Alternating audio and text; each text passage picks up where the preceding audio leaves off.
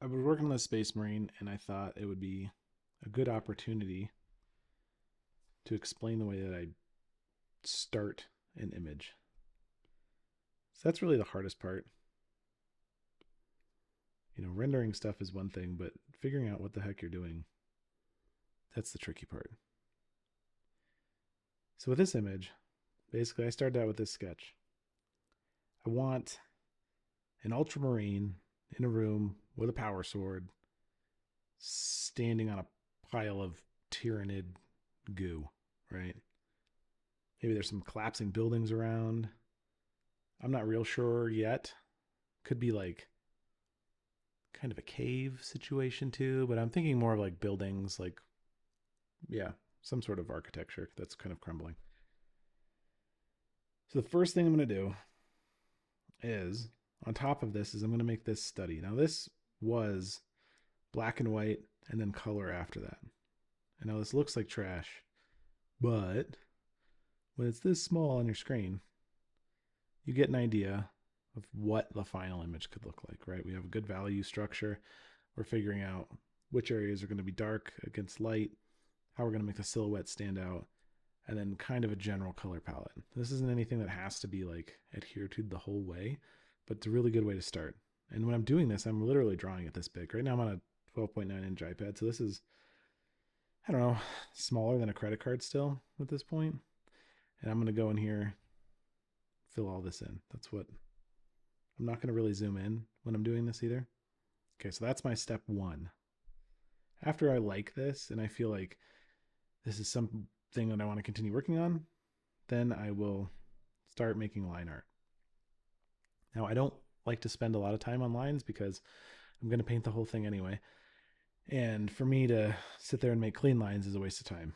So I make cleaner areas where I know, for example, I want to have detail and I need to kind of figure it out. It's like his head, his pauldrons.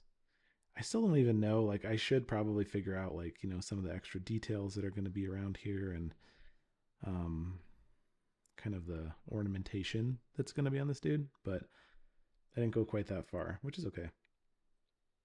Now, after I'm happy with this, I feel like this is the kind of the most important part. This is where I used to always get lost when I was working on stuff. I would always change my process here or kind of guess. And sometimes things would work, sometimes they wouldn't. Sometimes it looked like trash, sometimes it'd be good, awesome. But what I do is I fill in kind of some flat colors, the basic colors of my character. So this guy's an ultramarine. He's got some leather, a little bit of white paint, some gold trim, red eyes.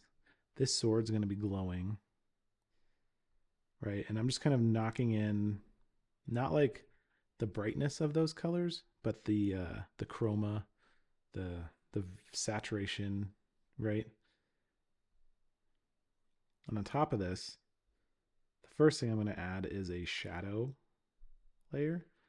This is kind of like a pale, you can see on the, I don't know if you can see that, it's kind of like a pale, let me try it normal. It's kind of like a pale gray blue, right? One thing also that's cool is if you put that in, what I like to do is I go to adjust hue and saturation. And like if I wanted something different, I could easily get like a different color. Like if you wanted, let's see. Yeah. Like you can go through and, oh, I want like green shadows. Okay, cool. So you can adjust that. This is set to a multiply layer. All right, the next thing is my main key light. And I'm doubling this one just because I need it extra bright. But these layers are screen layers basically, and what they are is going to be the light from this power sword on my character. After that, I'm going to add a couple of ambient sources. Okay, an ambient light really is, it's weaker than your main light, right? So it's weaker than this light, and that means it's only going to show up inside the shadow area. So like you're not going to be putting you're not going to be putting ambient light in this area or like over here. No, it's only going to show up right in here, here, these areas which are shadowed. The cool thing about setting these up as different layers is that, perfect example, I wanted this to be brighter, so I just made another version of it, duplicated it, and doubled it up. And then, this dirt ambient floor color, I could have it really bright. Maybe there's like a fire, maybe the ground's on fire and you want something really bright, you can adjust it, whatever. Same with this one. This one's kind of like a greenish color, which is reflecting the atmosphere around him. Sort of this like wall color over here. And that one also, it can control independently, which is super cool. So what do you do when you get to this point, right? This isn't finished, obviously. This still looks really rough, really sketchy. However, it's a great point to start your rendering. What I do is I select all of these and I smash them down. Now, that's kind of permanent and scary, right? Some people don't like to do that. So what you could do is duplicate this group if you really wanted to preserve those layers in case you weren't sure. Duplicate the group, flatten the group. This is the same thing, right? And then I have these lines, which I still need, but I'm going to paint over eventually. And so what I do is a lot of times is I'll set my lines to multiply. I will also lock the transparency so that I can't paint outside of them. And then maybe I'll pick like a, I don't know, like a medium sort of color. I'll just go over the whole thing.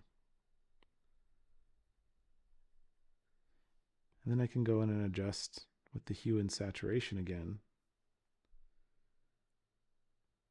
Maybe I want to bring up the lightness a little bit. That way that like the lines aren't super dark, so they're not going to muddy up my image. And by me changing the color, they're not going to like muddy up the paint color underneath.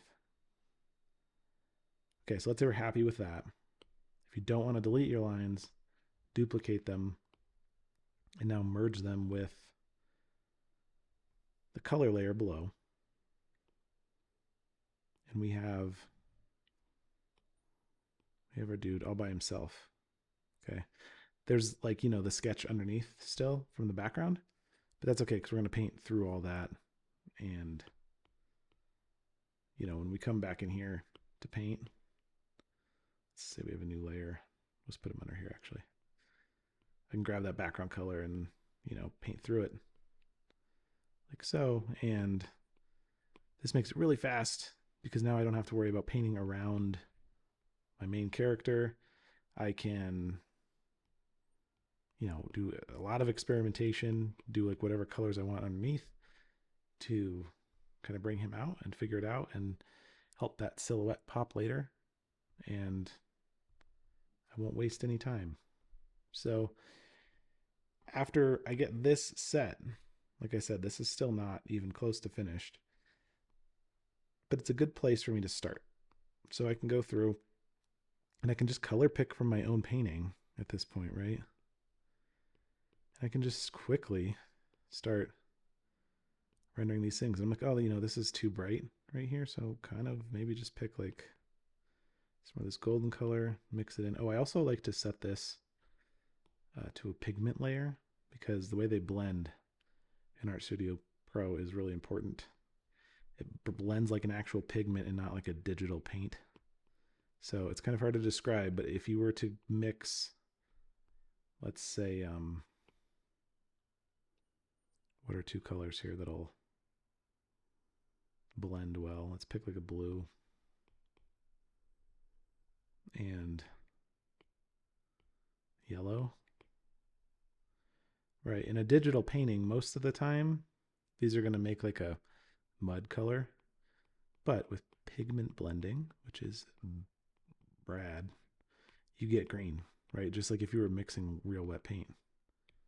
So let me show you. on a non-pigment layer, what it looks like.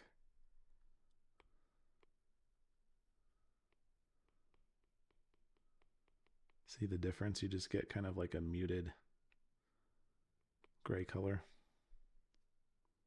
So anyway, using the pigment thing in Art Studio will help you maintain a lot of chroma, right? Saturation.